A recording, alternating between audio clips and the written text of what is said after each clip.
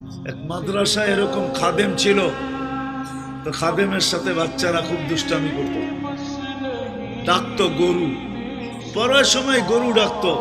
তো ও ছিল একটু সাদা সিধা, সহজ সরল, একটু হাবলা টাইপের, তো বেশি মাথায় নিত না। আবার দেখবেন হাবলা মানুষ চেতলে কিন্তু খবর আছে।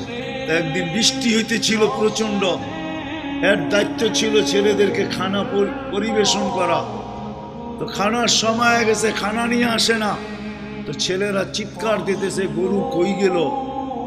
একটু পরে দেখতেছে খানা নিয়ে আসতেছে, তো সবাই চিৎকার দিয়ে বলতেছে ওই গরু এত দেরি করলি কেন। বাস সরল সহজ তো লেগে গেছে মাথায়। মোতামিম সাহেবের কাছে যা বলতেছে চাকরি করব না। কেন? বাড়ি মাদ্রাসায় যেটি পালেন এটি সব দেয়া দাও, সবসময় গরু বলে শোয়া গেছি, আজকেও গরু বলতেছি। মোতামিম সাহেব বুঝছে যে সরল সহজ মানুষ চেতলে তো এরমই চেতে গেছে গা সিধা বাড়িতে।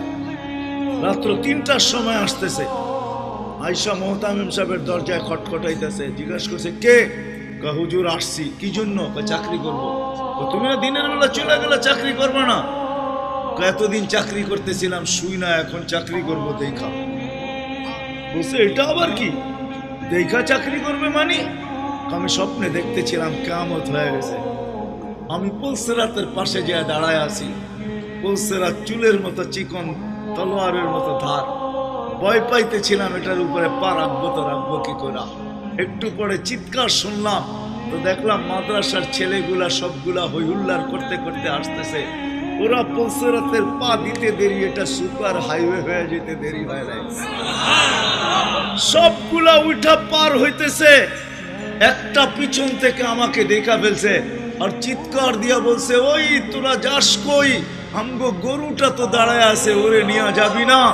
বলে সবগুলা পিছে ফিরে আসছে আর আমাকে উঠায়া কেউ হাতে কেউ পায়ে ধরা সব কাঁধে করে নিয়ে পার করা দিছে।